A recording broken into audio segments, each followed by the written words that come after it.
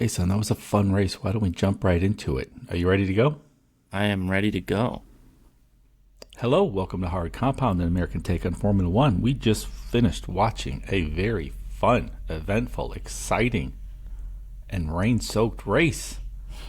Zandvoort's track, I believe they call that, the Dutch Grand Prix. Patrick's son. What did you think of that? Of the race, of the crowd, of the track? Uh, I thought that was fun. That was a great way to restart the season.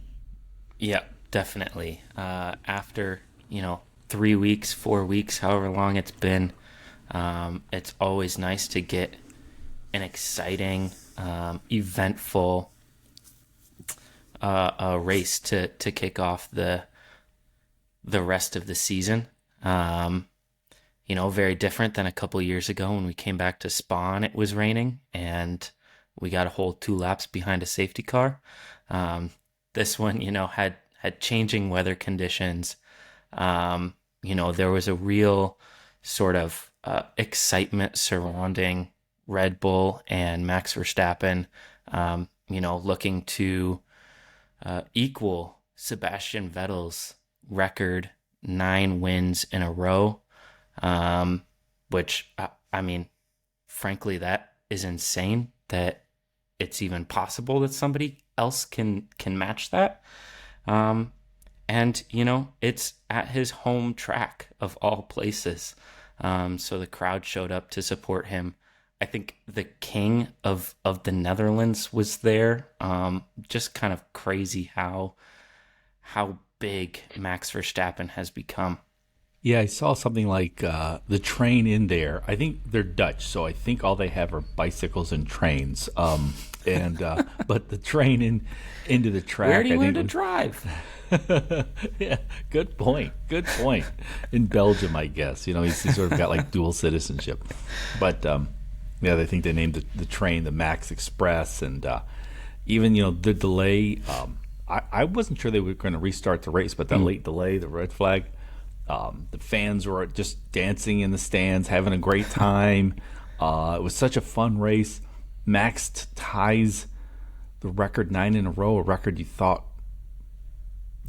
might not ever be broken, especially in a cost cap era, in an era where they're sort of like trying to force equity across all the teams. I've referred to Max before as the Michael Jordan of F1. Maybe he's the Tom Brady of F1, and that in a cost cap era where the governing body tries to make it competitive across all teams, that somehow he just keeps winning.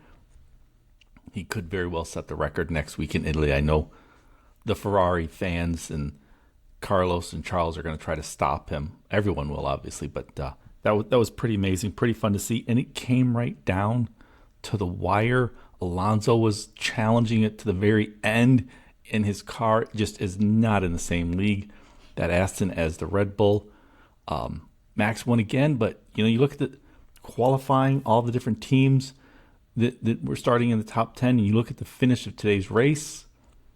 What did I have in my notes here? 7 different teams, P1 through P8. That was just outstanding. Max could be having the greatest season ever in F1. There's still plenty of races to go. So, and Alonso, that was another record. He surpassed Schumacher for length of time on the podium, from first podium to last podium. It's been over 20 years. I believe, I'm not 100% sure about this, but the length of time from Alonso's first podium to his most recent podium is more than Liam Lawson has been alive. The reserve driver who had to jump in when Ricciardo got injured. So I think that's pretty amazing. That is amazing how long he's been able to drive and continue to be exceptional, and frankly better than just about everybody else. It really is. And as much as we're going to salute Max tying the record for most wins in a row, Alonso just staying just sort of above everyone else year after year. I want to get your top 5, because this was this was wide open, so it was a lot of fun, and there were a lot of different strategies across all the teams. So let me have your top five, Patrick, for the Dutch Grand Prix.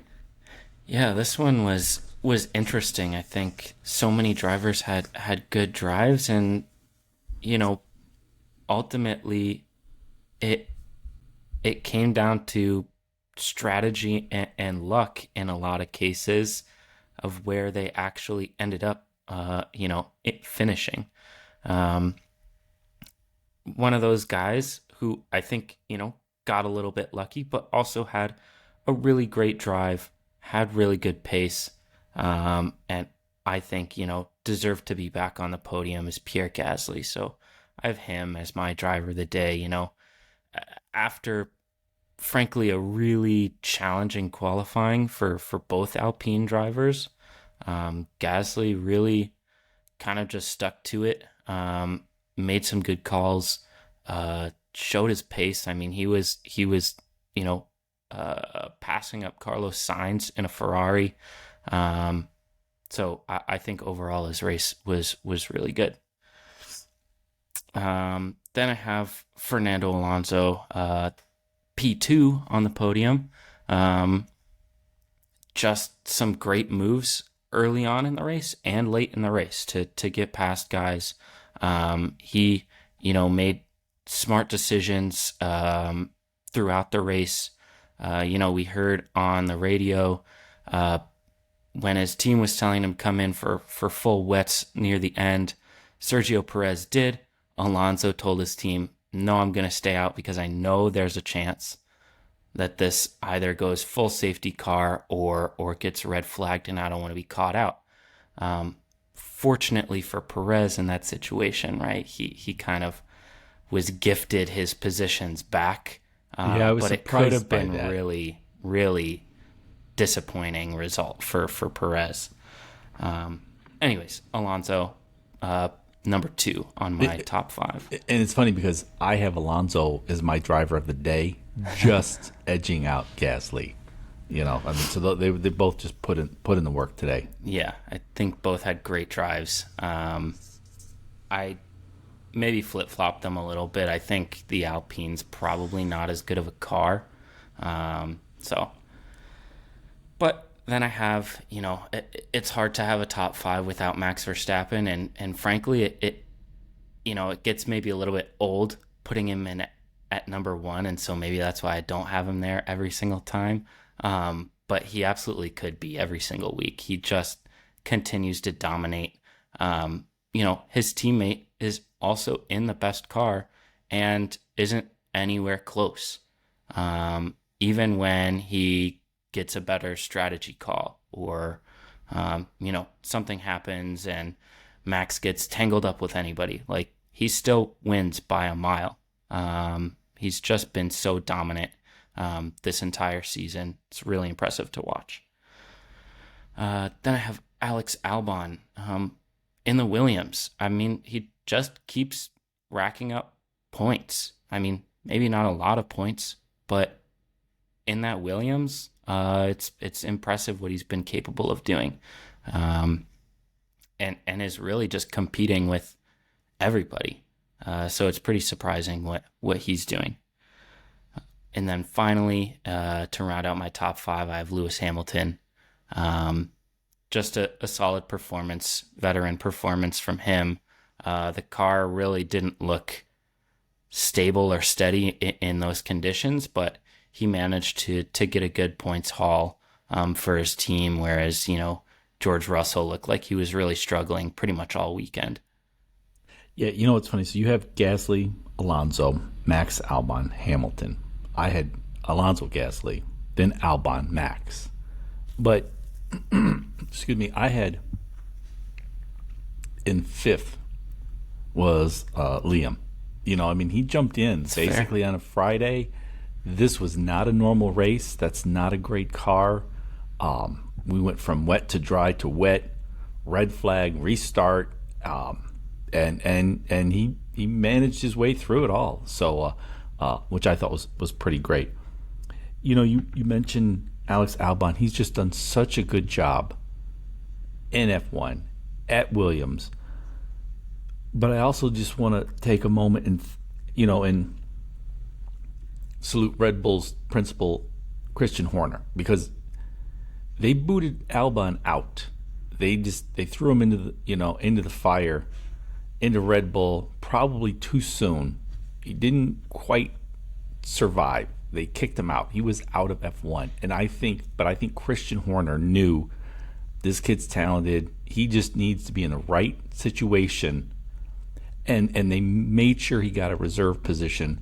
Then they got him basically into that Williams, and he's really just shined there. And it's great to see, but that could have worked out really bad for him. He could have been out of F1 forever. And so hats off, I think, to Christian Williams there. I'm sorry, to Christian Horner for helping Albon get into the Williams.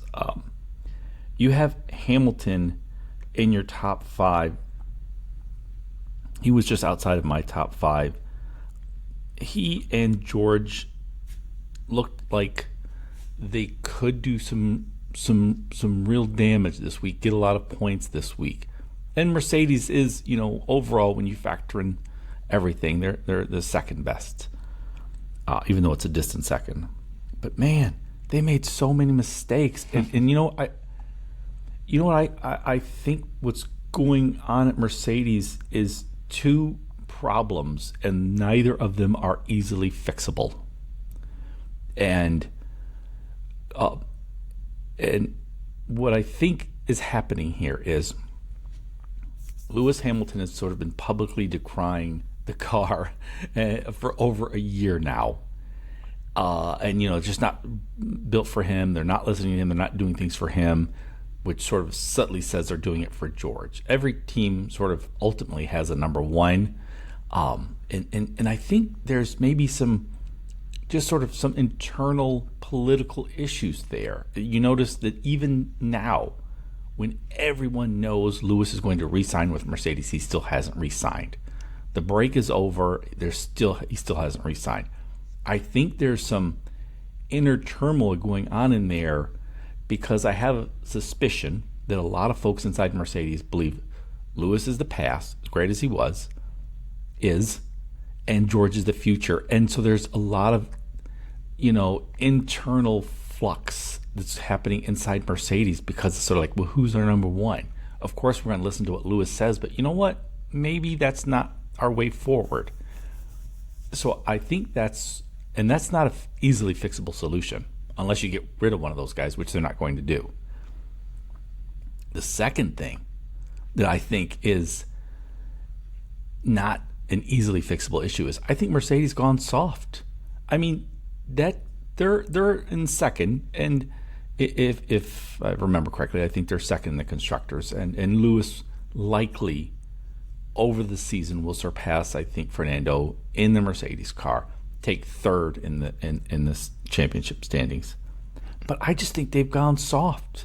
It just sort of like the whole team looks soft. On strategy, they're soft. On pit stop, they're soft. And I just think, what?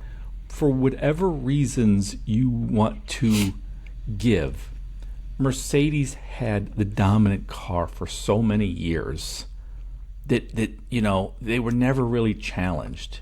And so I just think, this is not something like working on the wings and the side pods is gonna sort of fix all their problems in 2024. They're gonna be winning the championship again.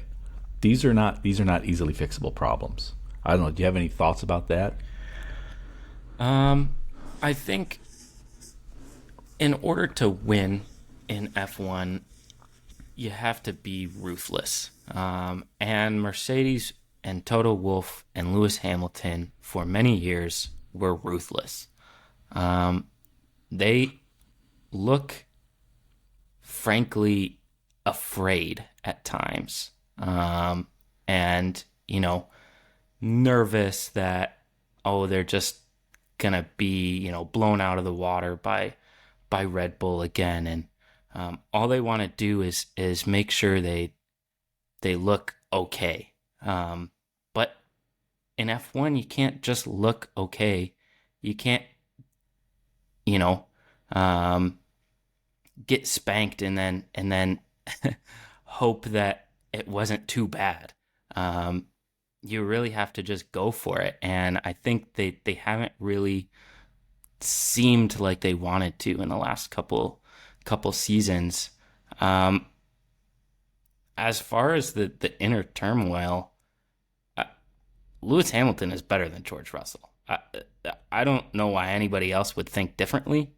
He's better than George Russell. I after half of this season, I don't know if George Russell is capable of winning a championship. Wow. He looks confused and frustrated and almost like he simply doesn't care about winning.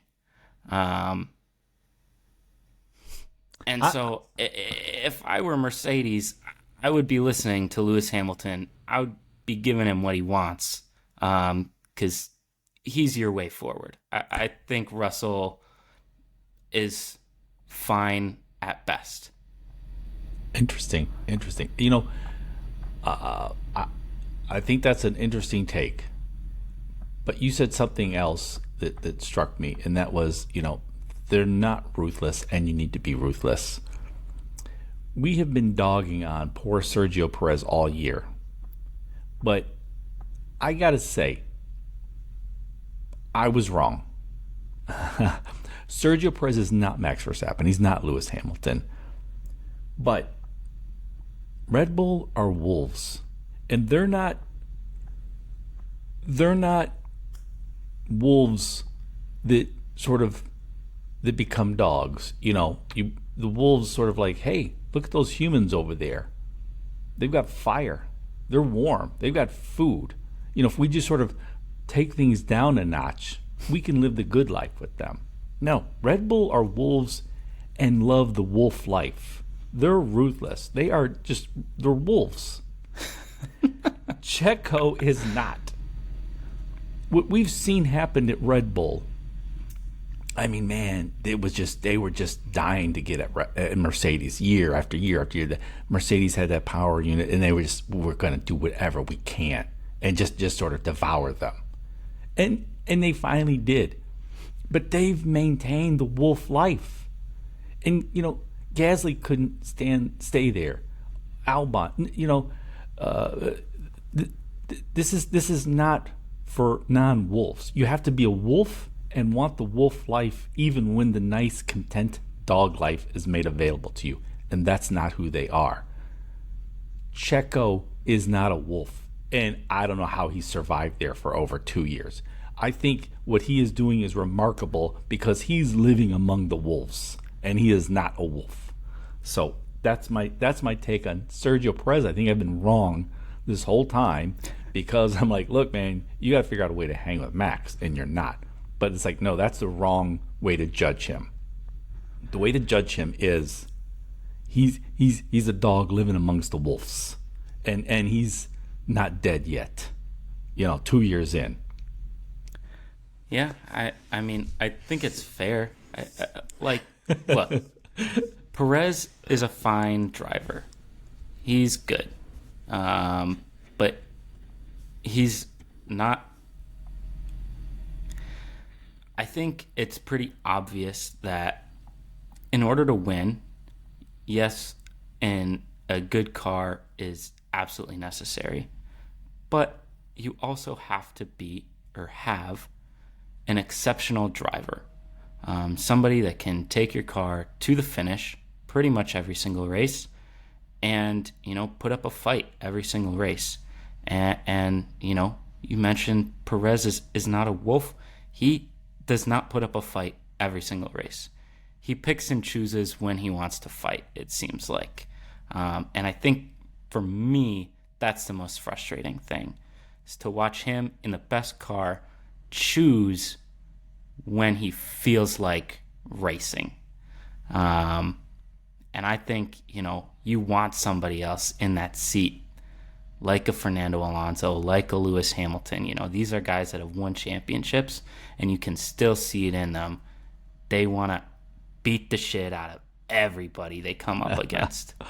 And, that's what Max Verstappen does, and it seems like it is rare even among F1 drivers, to have that kind of mentality.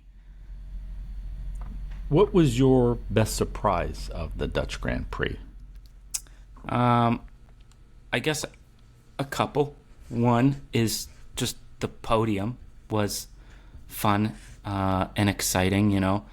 Max obviously up there once again, but we got Alonso back on the podium.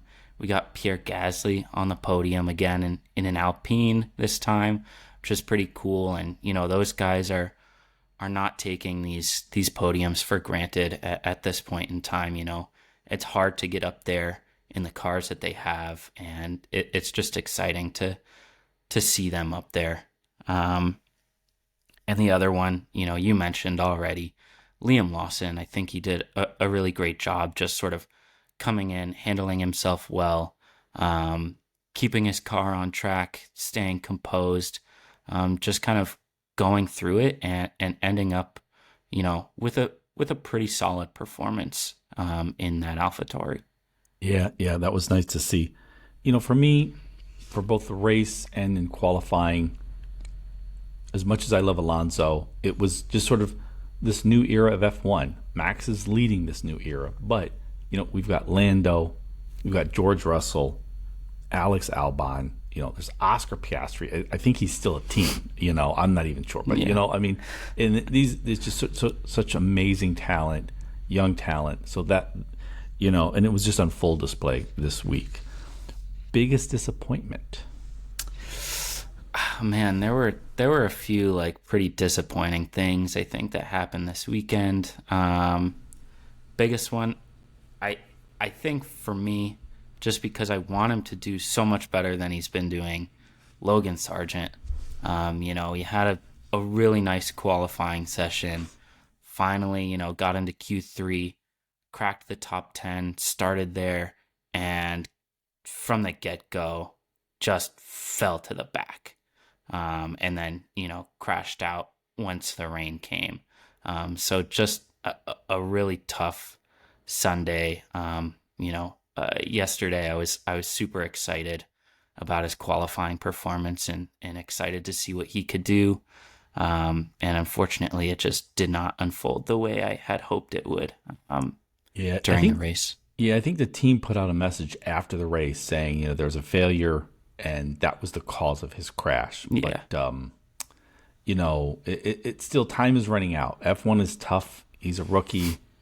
They don't need to have him in there. He's an American, so there is some appeal there to the American audience. But I don't know. I'm a little concerned that Logan Sargeant might not be back next year. I guess for me, my biggest disappointment, well, I think there's two.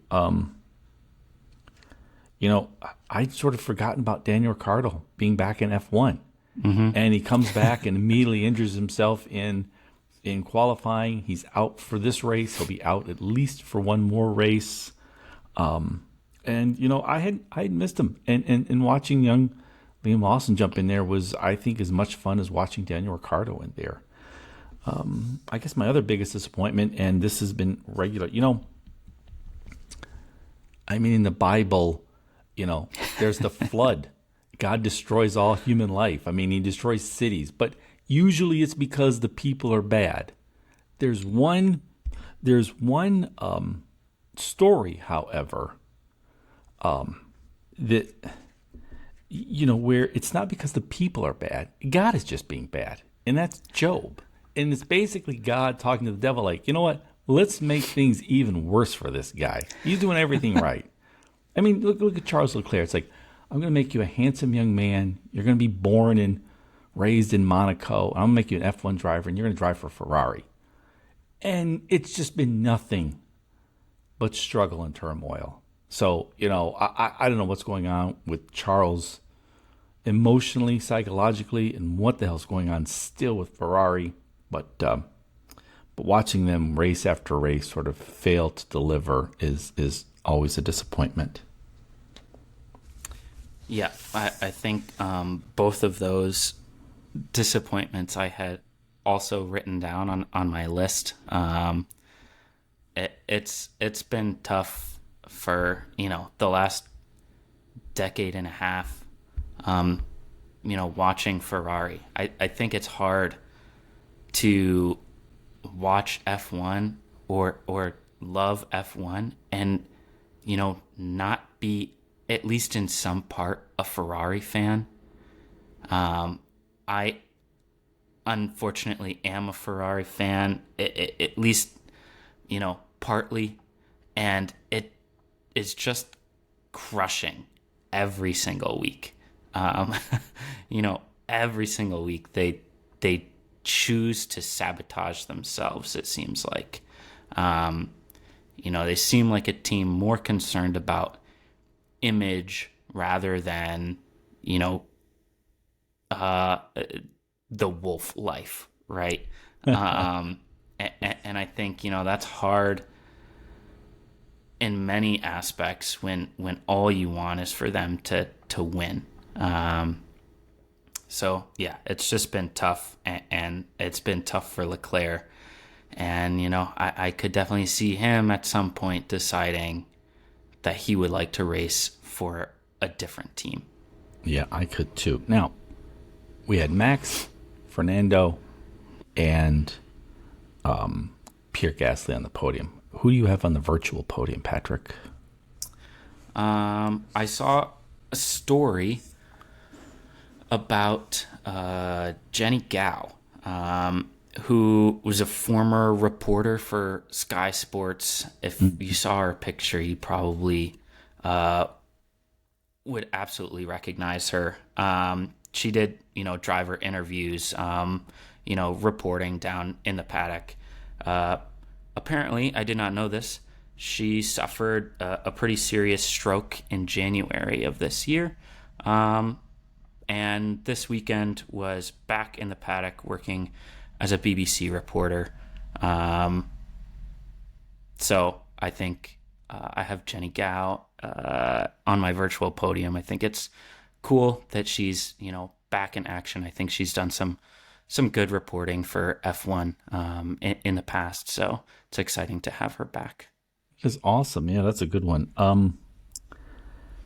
For me, so end of the summer here, the final German beer festival here in Michigan. I went there. It was fun, drinking a lot of beer. I happen to be wearing my Red Bull cap. It is just the sort of the light, so it's the perfect one for a summer day. I wasn't trying to be favoring one team over the other. It was just the right cap at the right time. I'm at the German Beer Festival. I start chatting with this Indian fellow. He tells me he works for General Motors and sees my cap. Says, "You a Max fan?" I said, "Yeah." He said, "You love F1?" I said, "Yeah." He said, "Man, I love F1. It's the best thing ever." I said, "Who's your guy?" He said, "Alonso." I'm like, "That's awesome." So, on the virtual podium, I'm going to put F1 because it's bringing us all together, all having a good time, watching some great athletes, some amazing cars, some just groundbreaking technology. It's all good. That is very cool. I like that. All right, switching to the soft compound. Patrick, right now, this looks like a runaway for Red Bull and Max. It looks like Sergio Perez should take second. That car is that good. So, and probably what will happen is Mercedes finishes second in the constructors, Hamilton third. If you just sort of work this thing through. Who do you have coming in third? Because that looks like a fun battle. We've got Alonso at Aston. We've got the young guns at McLaren. We've got Ferrari. Despite all their troubles, they remain Ferrari. That's going to be a fun battle, and that's points, that's money, that's prestige. That's a big move coming in third. I mean, because Red Bull and Mercedes have been dominant for 15 years essentially. So third is a big deal. Who do you got? I don't think this will come as a surprise, but I believe that Ferrari will come third. I think that Aston as good as Alonso has been, Stroll has been kind of really nowhere to be found. And I think as the season has progressed, Alonso's had to do more and more just to stay near the top. And Stroll has fallen a little bit further behind. So realistically, it's looking to shape up, two drivers versus one, McLaren versus Aston, or Ferrari versus Aston. So I think that kind of puts Aston at a significant disadvantage, and I would say the other two will actually surpass that team in the Constructors' Championship.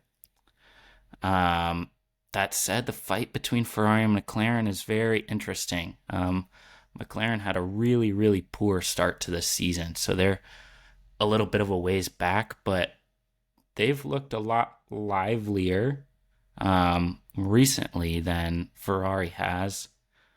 I just think overall that Ferrari can kind of hang on to that place. They do have a good car. They have good drivers. They're just a team that really seems to struggle to put everything together every week. But I think overall, they will come out ahead of Aston and McLaren. Nice. Now, we're all in on F1. Suddenly, Hollywood is all in on F1. We got Hollywood celebrities on the grid every race. Drive to Survive has sort of, created an entire new form of sports content that all the sports are now adopting. There's the Brad Pitt movie that's in the works. Disney's working on a Braun documentary. I think Keanu Reeves is producing it. This is all good. But is there any bad? Do you see any negative from Hollywood getting in on F1? Well, I think the major flaw in Hollywood is there always needs to be a happy ending. And I think it's better a lot of the time when you just let things happen. And I think that's what's so exciting about F1 is, anything can happen. And, sometimes bad things happen, sometimes frustrating things happen. But I think it's all part of the sport. And, I don't really want there to be, any reason for like, this driver, he's, so loved by everybody, but he's actually a shit driver. But we're going to keep him around forever and ever and ever. Like, no, nobody wants that. We want to see the best, right? So like the only thing I can see, happening is that there are some, certain sponsorships or brand deals or what have you that sort of force a team's hand to do something that maybe they wouldn't do otherwise. Interesting. I hadn't thought of that. Now, ask the stewards. We heard this week that Haas was keeping Hülkenberg and Magnussen as their drivers for 2024. I think that's a wise move. Hülkenberg certainly deserves it, and I don't know if they're going to get anyone better than Magnussen at Haas. But let's ask the stewards, Patrick. Do we fire Gunther Steiner? Well, we've mentioned him before. He plays well for the cameras. Hollywood seems to love him. Not ironically, but they're just back of the pack year after year. Even I know this is early days of the cost cap era, but where things are going to start getting more equal, more competitive. But they just always seem lost. I saw the stat. 2018, Haas had 93 points. Haas 2019 through 2023, 79 points. I mean, this is woeful, and I think at some point we can no longer say, Well, they don't have the money. They don't have the sponsors. They don't have the infrastructure built up. They've been there nearly a decade now. I don't know. What do you think? Do we fire Gunther or no? Well, it's on Gunther to find the money and to get money and to get sponsors, right? So I think, if he's not doing a great job at that, that's on him. And I think he needs to also bring in and hire the right people. A good technical director, a good, people who have leadership qualities. I think Gunther Steiner's just kind of all over the place, it seems like. When they were building the team and first getting into F1, I think it worked out well. But once you've kind of established your footing, you really need to find the right sponsorships. You can't be, flip-flopping every single year between sponsors. You need that steady flow of money, and I think you also need to find the appropriate engineers and sort of technical staff to really increase your car's capability. I think the drivers are fine, right? But for the guy at the top who's really managing the team, he needs to do a lot more in order to propel that team forward and actually make them competitive. And I think Gunther Steiner has not done that, at least for the last several seasons. So, in my opinion, I really think they need to find somebody else. I agree. I've been watching these TikTok videos of Las Vegas residents in their car filming the construction and the horrible traffic jams that it's causing the construction for the F1 track. It's going to be a street circuit around the strip, but there's all kinds of construction going on, and it's wreaking havoc for the locals and the tourists. I do not feel their pain. I am really looking forward to this, and I know the traditionalists and the non-Americans are going to hate this, but I think Las Vegas becomes the new Monaco of F1. It becomes the premier F1 event, the premier race on the calendar, where even if the action on track doesn't live up to all the hype, everything else does. What are your thoughts on the upcoming Las Vegas Grand Prix, Patrick? Well, two, I guess. One, I think people who have not been to Las Vegas don't realize how good they are at putting on a show. And that is what F1 is, right? It's a show every single week. And I fully expect Las Vegas to be the premier event of the season, as you were saying. It's going to be awesome. It's going to be exciting. I was very recently in Las Vegas for work, and I was driving a car towing a big-ass trailer. That was not fun. So I can kind of understand, residents being a little bit frustrated with some of the construction and work that's going on.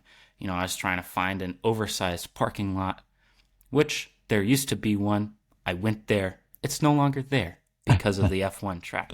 So I was searching around everywhere to park this giant trailer. But yeah, I don't care. I'm looking forward to the track. It's going to be awesome. It's going to be a ton of fun. Everybody and their mother is going to be there. And it's just going to be a really, really cool spectacle, great event. Red Bull and Sergio Perez were recently there kind of doing a promo. They shut down the strip for a little bit. Perez was doing donuts in the middle of an intersection in his F1 car. Nice. It's going to be a lot of fun. I think, people have to get over the fact that it's new. That happens we move forward. Just enjoy the moment. Across the line, that is where we predict the results for the next race. The next race is next week in Italy, Monza. We can call that a Ferrari home race, but Max is chasing the all-time record of consecutive wins. That would be 10. In across the line, when we predict, if we get the guy in the top 5, if he shows up in the top 5, we get 1 point. If he shows up exactly where we say, we get 3 points. I know I make this difficult every week. I don't mean to, because I'm sure if I wrote it down, I could say it in just one sentence. But what are the standings for across the line, Patrick? Standings are pretty close after this week. You are ahead 44 points to my 42. Ooh, that is a close one. That's good. All right, so we're going to pick our top 5. Once a driver is taken, he's off the board. The other person can't choose him. Who goes first, Patrick? You have first pick. Oh, well, it's Monza, but Max is the man. He's having maybe the greatest season of all time in Formula One. He's going for the record 10 in a row. And the thing with Max is he's probably not even looking for the record 10 in a row. He's like, how can I make this 20 in a row? Yeah. He's looking at Monza as like the 10th out of the 20 he's going to go after. So I have to go with Max Verstappen. Alrighty, that is not a bad pick considering how fast of a track Monza is and how much more speed the Red Bull carries than just about every other car. I really don't know who to pick. I think, I'll say F it. Go with a home win.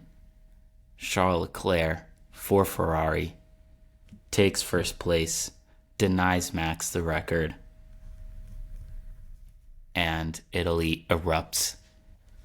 Nice. That would be good. I hope that happens, actually. Charles winning in Monza, Ferrari, that would be great. And denying Max the record, that would be awesome.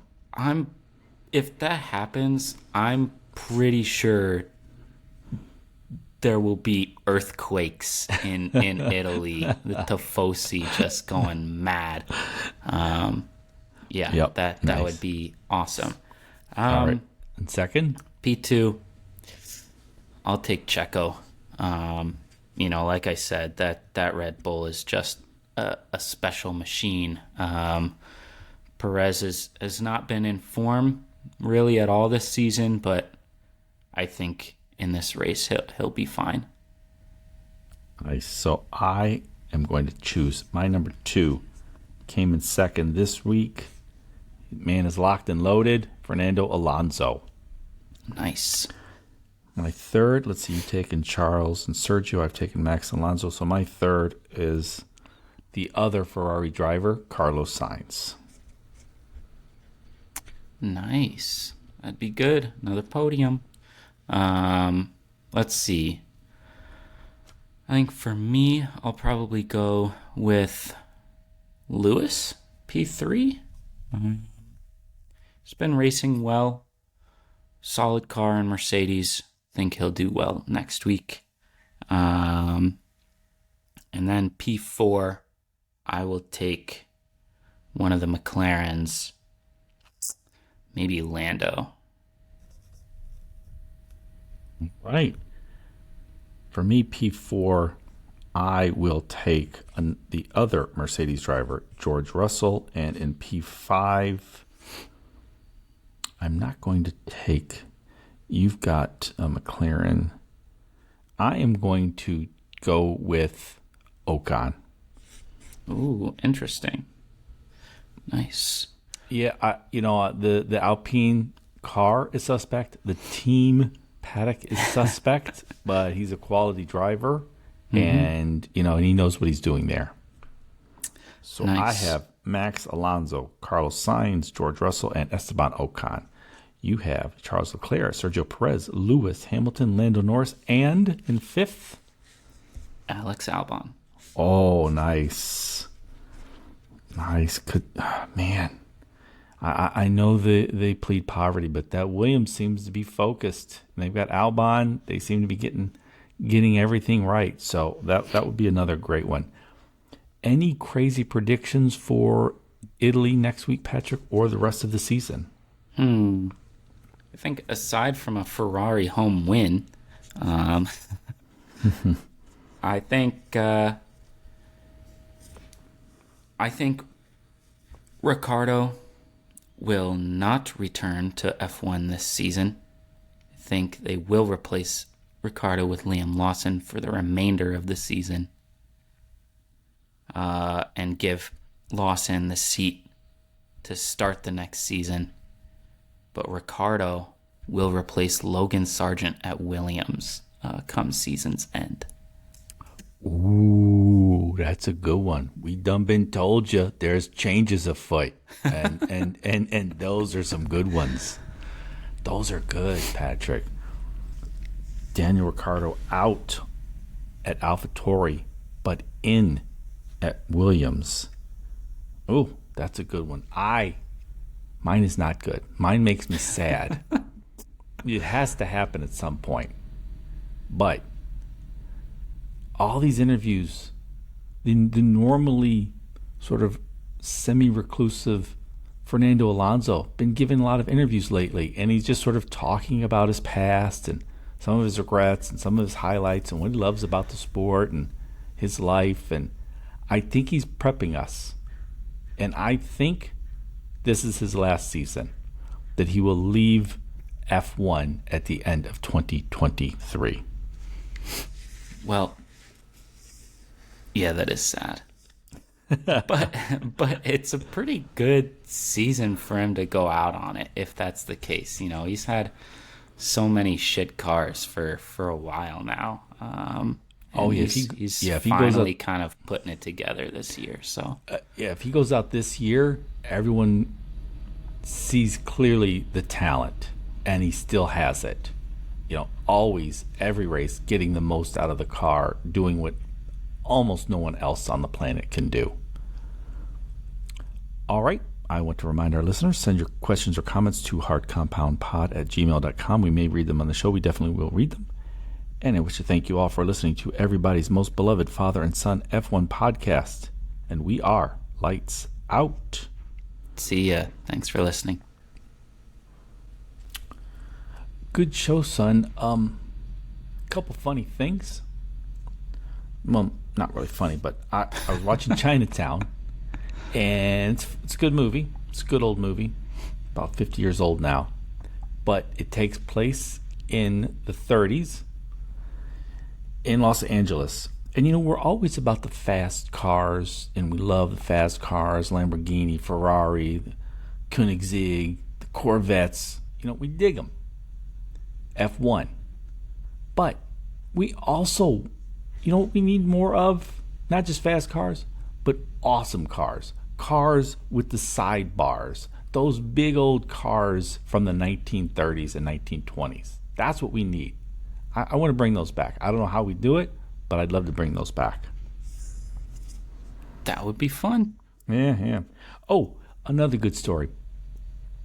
So, you know, your father does pretty well with the ladies. I mean, I'm 6 foot tall and I have a job. That's the bar these days. And I was talking to this woman, and she sees my cap because I was out and about. I had a Red Bull cap on.